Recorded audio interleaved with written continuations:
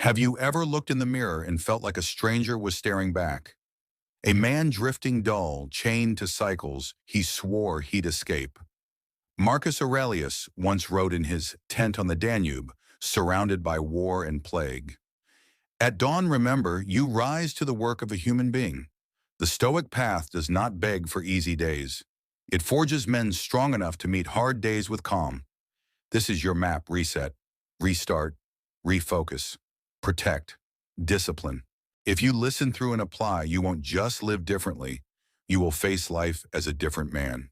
Part 1, Reset, Burn the Past, Keep the Lessons. Have you ever tried to march forward while dragging chains behind you?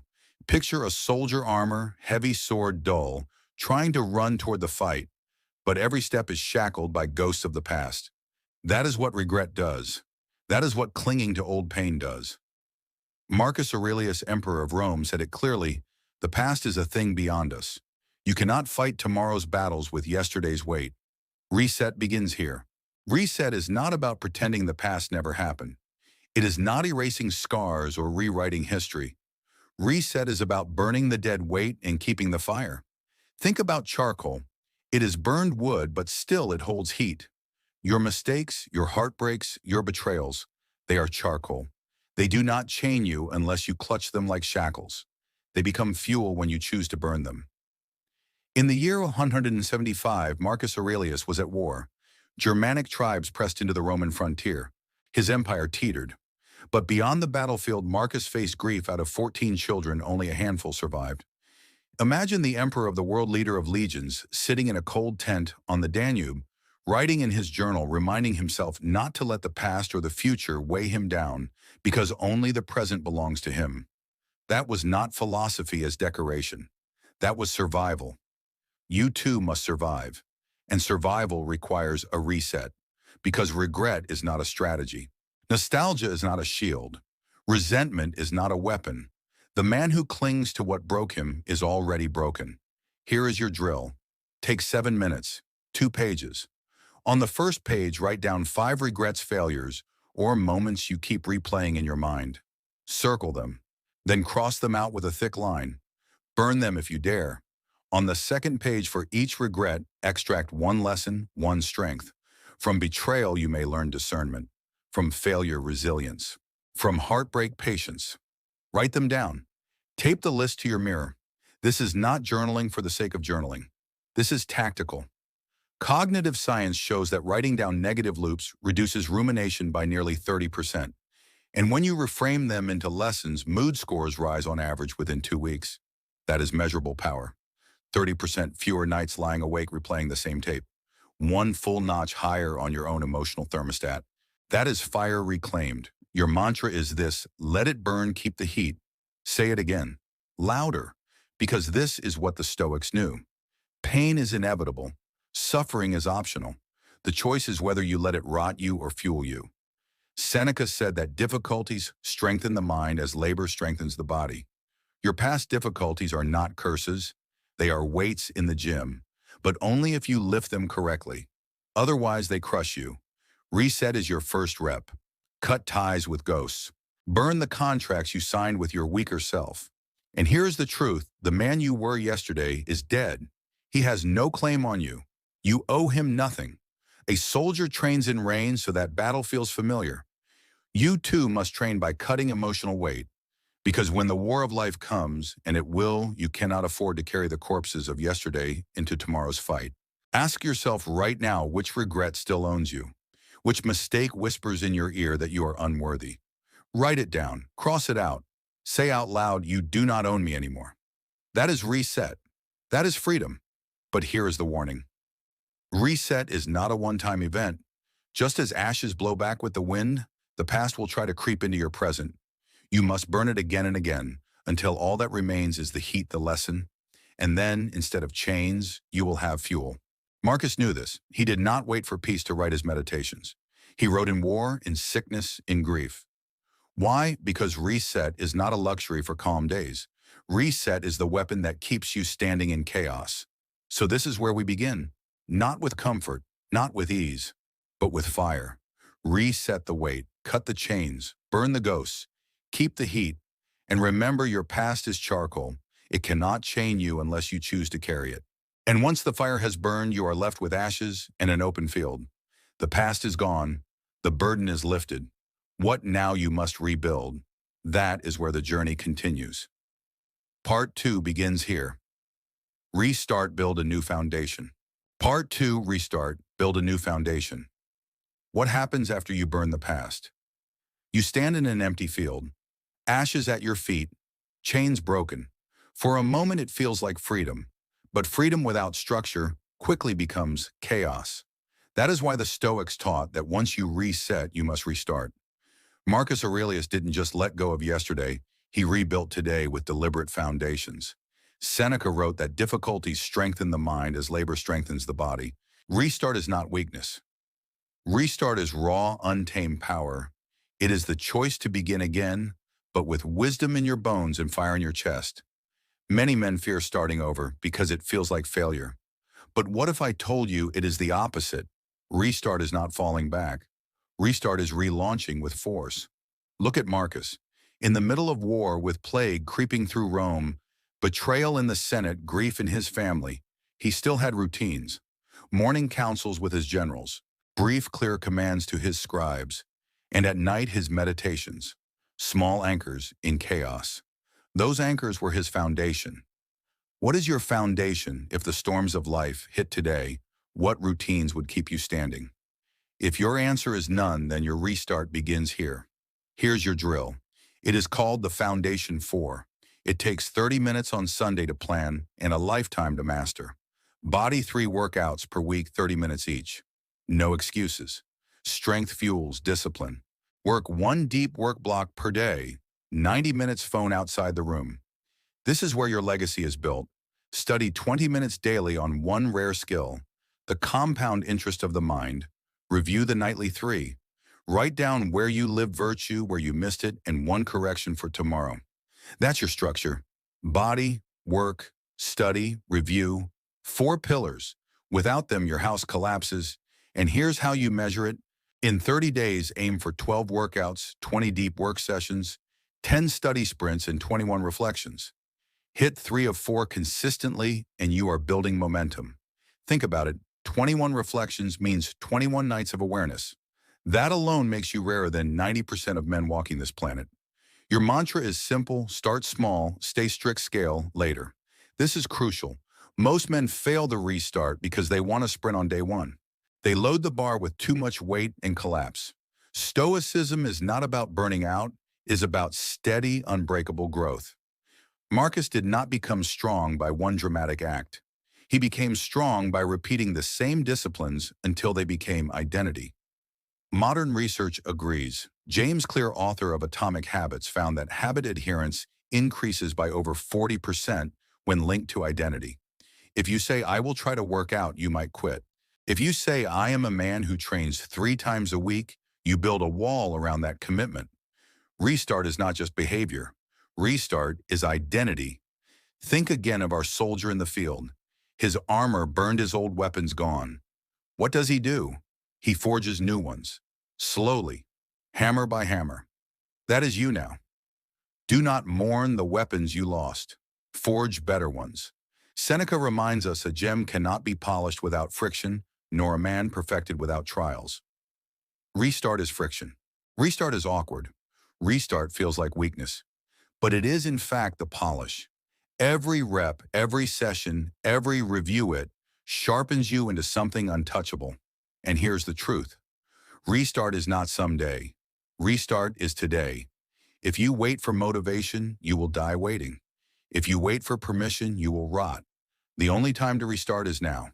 So tonight, take 30 minutes. Write down your Foundation 4. Schedule them into your week like appointments you cannot break. Treat them as sacred, because they are. And tomorrow morning, begin, not with fireworks, not with perfection, but with one small act. Your first workout, your first deep work block, your first study sprint, your first nightly reflection. Do it again the next day, and again, until your restart is no longer an effort, but a way of life. Marcus Aurelius reminded himself, "At dawn, remember, I rise to the work of a human being." That is what this is, not the work of a victim, Not the work of a man chained to the past, the work of a human being, rebuilt, restarted, reborn. So let me ask you, will you stay standing in ashes or will you build a fortress on that ground? Because once you reset and restart, the next step is focus. The world will try to scatter you, but a Stoic gathers all fire into a single lens. That is where we head in part 3, Refocus, Lock Onto Your Mission. Part 3, Refocus, Lock Onto Your Mission. You've reset, you've restarted, but now comes the battle that breaks most men focus. Because what good is freedom without direction? What good is strength without aim?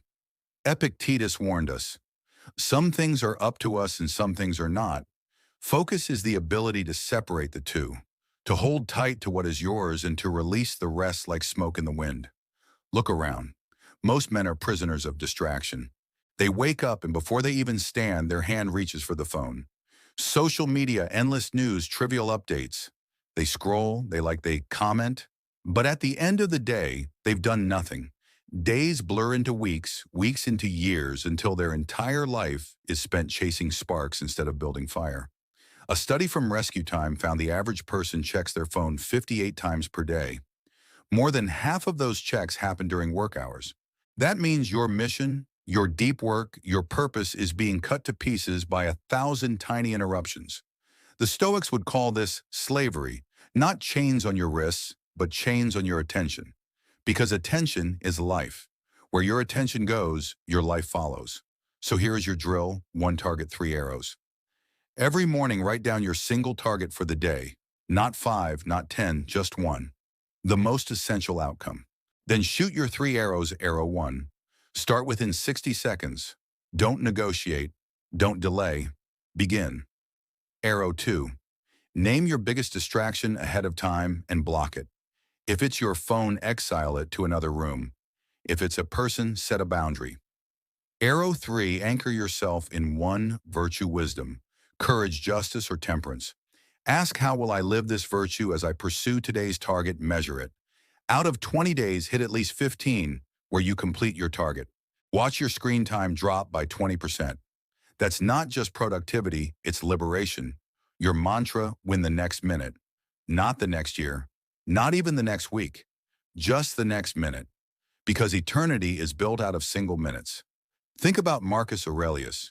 He ruled an empire, fought wars, buried children, endured betrayal, and still wrote to himself, concentrate every minute like a Romanon, doing what's in front of you with precise and genuine seriousness. Every minute concentrated, that's focus. Now picture yourself as a lens. Scattered light warms nothing, but focused light fire. That's what focus does. It takes your scattered life and ignites it into power. And here's the hidden gift: focus reduces suffering. When you're scattered, every problem feels overwhelming. When you're focused, obstacles shrink because you've already chosen what matters. Epictetus reminded us, wealth consists not in having great possessions, but in having few wants. Focus is the same. It is not about doing everything. It is about wanting less and wanting deeply. Here's a practical example. In 2018, Microsoft studied workplace focus. They found that people who blocked out 2 hours daily for deep, uninterrupted work produced 3 times more results than their peers. Not 10%, not 20%, 3 times. Restart gave them structure. Refocus gave them firepower. And let's be real, distraction is easy. It feels good. Dopamine spikes with every notification, every email refresh. But ask yourself, when you die, do you want your legacy to be, he answered every message quickly, or he built something that lasted? This is your crossroad. The world screams for your attention. Every company, every app, every platform wants your mind. You must decide, do you give it away cheap or do you guard it like a treasure? The Stoic path is clear. Guard it. Refocus it. Aim it. So here is your action tonight. Take a notebook. Write 1 target at the top of tomorrow's page. Beneath it, write the 3 arrows.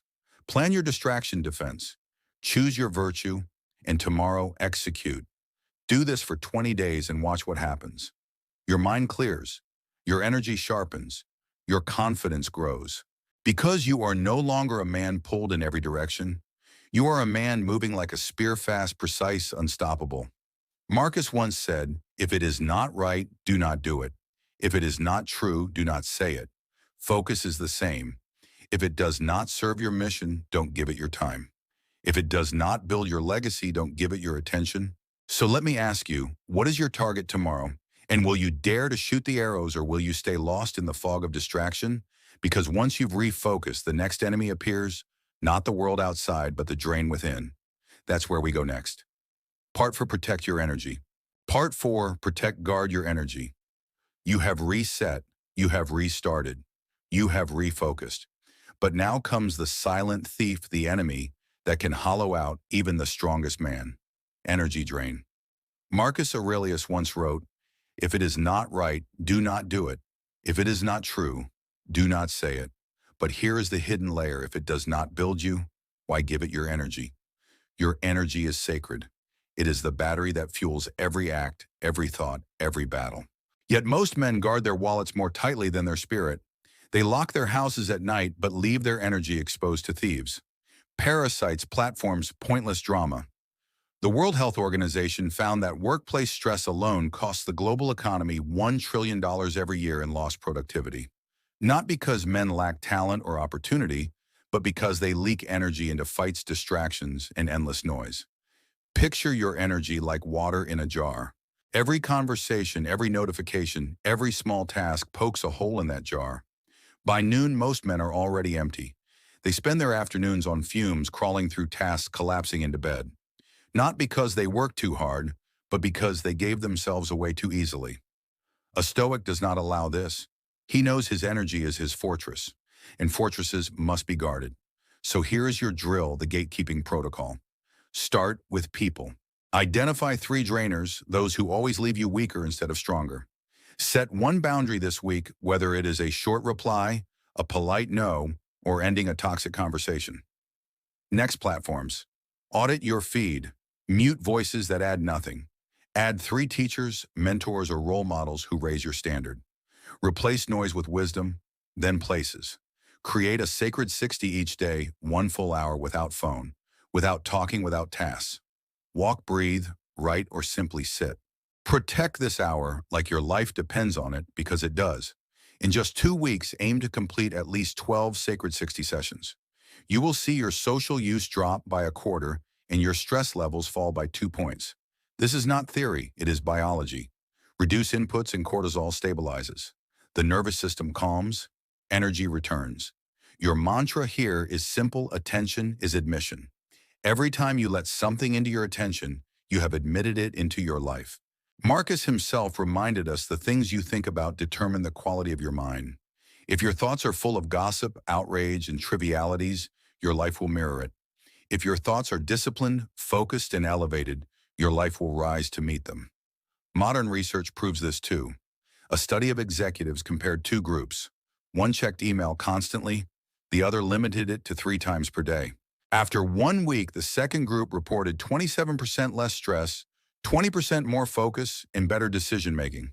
The same workload, the same hours, but less leakage. The difference was energy management. Think of this like battle. A soldier does not fight with every passerby. He reserves his blade for the real enemy. Every time you argue online, every time you gossip, every time you scroll mindlessly, you are swinging your sword at shadows. By the time the real fight arrives, you are too weak to stand. A Stoic saves his strength. He does not waste arrows on the wind. So you face a choice. Keep leaking energy into people, platforms, and places that drain you, or build gates and decide who gets in.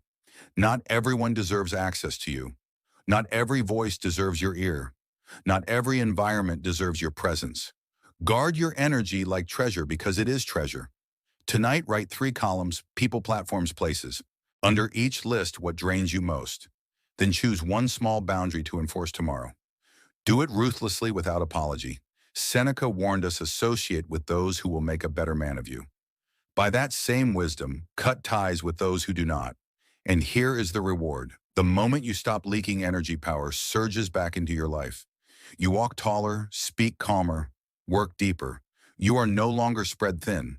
You are concentrated like a blade sharpened to a single edge. Protecting your energy is not withdrawal. It is not weakness. It is clarity. and clarity is power. Marcus put it best, you have power over your mind, not outside events. Realize this, and you will find strength. Protecting your energy is exactly that. It is choosing what enters your mind, choosing what drains your strength, and choosing what you feed. So let me ask you, will you keep handing out your energy like scraps to anyone who asks? Or will you protect it, sharpen it, and unleash it only where it matters? Because once your energy is guarded, the final weapon comes alive.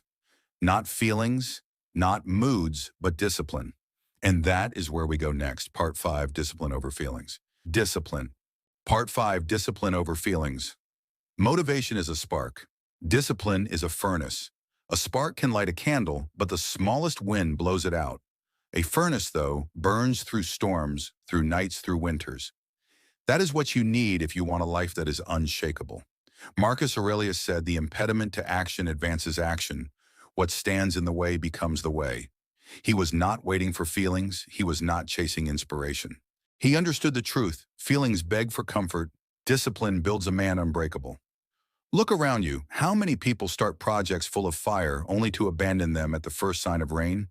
New Year's resolutions collapse by February. Diets last 10 days. Gym memberships collect dust after 2 weeks. Studies show that 80% of people abandon their goals within 30 days. Why? Because they waited to feel like it. A Stoic does not wait. A Stoic acts. Here is the secret. Feelings are liars. They whisper, rest today, work tomorrow. They promise, skip the hard thing now and you will catch up later. But later never comes. Discipline is the antidote. Discipline is the contract you make with yourself to act regardless of how you feel. Think of a soldier at dawn. Does he wake only if he feels like it? No, he wakes because the mission demands it. Marcus reminded himself at dawn, when you rise unwillingly, let this thought be present, I am rising to the work of a human being. Your mission does not care about your moods. Your destiny does not wait for your motivation. Discipline is the bridge between purpose and outcome. That is why I want you to practice the first minute. Every day at the start time you have set, sit down and do 60 seconds of the task. Just 1 minute of writing, 1 minute of push-ups, 1 minute of study. Behavioral science shows that the hardest part of any task is the first step. Once you start, momentum carries you forward. Most of the time, 1 minute becomes 30. 30 minutes becomes a victory. Track it for 30 days. Aim for 21 first minutes. Watch how your hesitation time shrinks by a quarter. Choose one habit, whether reading, fitness, or writing, and raise it by 1 level. Not because you felt like it, but because you acted regardless. Your mantra is this: act regardless. Let me share a story. Admiral William McRaven, a U.S. Navy SEAL, once said, if you want to change the world, start by making your bed. Why? Because it builds discipline over feelings. Even if you do not feel like it, you do it. One small act of control leads to another. By night, the small victories stack into confidence. That is the pattern of discipline chain reactions of control repeated daily. The science agrees. Psychologists found that people who rely only on motivation exercise 40% less consistently than those who build habits anchored in discipline. Habits tied to discipline bypass feelings. You do not debate with yourself. You do not negotiate. You simply act. Marcus Aurelius never wrote wait until you feel like leading. He wrote waste no more time arguing what a good man should be. Be one. Action defines character. Repetition builds identity. But here is the catch. Discipline is forged only in friction. If you quit when you are tired, you are training weakness. If you act when tired, you are training strength. Seneca said difficulty strengthens the mind as labor does the body. So when you feel resistance, smile. That is the forge. That is the moment your discipline sharpens. Make discipline easier to keep by anchoring it in your environment. Lay out your workout clothes the night before. Place your book on the pillow. Set your desk clean and ready. Reduce the friction to start. Then increase friction for distractions. Delete one app. Block one site. Make bad habits harder and good habits easier. Discipline is not about being superhuman.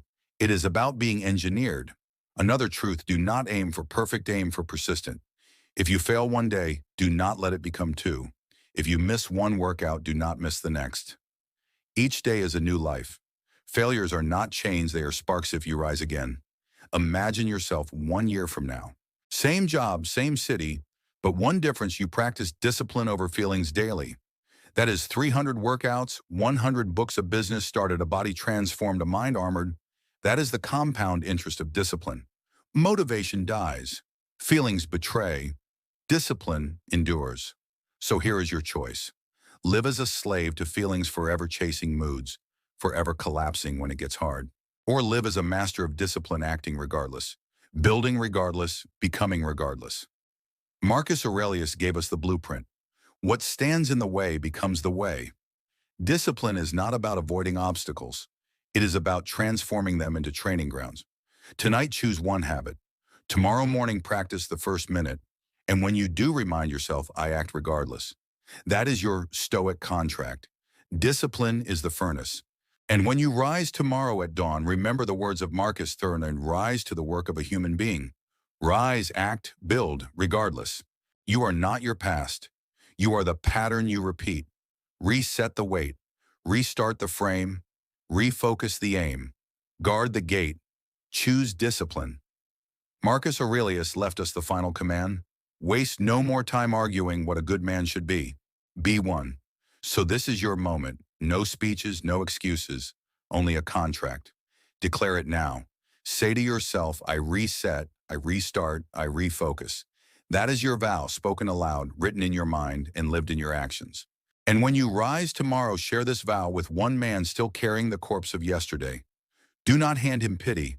Hand him a map, a way forward, a way out. Subscribe to Making Life Better, where ancient wisdom becomes modern systems. Quiet drills, loud results. Tomorrow morning, do not scroll. Do not wait. Open your notebook. Write one target. Fire 3 arrows. Let your day begin with clarity and end with momentum. 10 days from now, your life may look the same from the outside. The job, the city, the routine. But the man living it will not be the same. He will be harder, clearer, stronger. Because the Stoic does not pray for lighter burdens. He forges a stronger back. This is your contract, and you do not sign it with words. You sign it with action.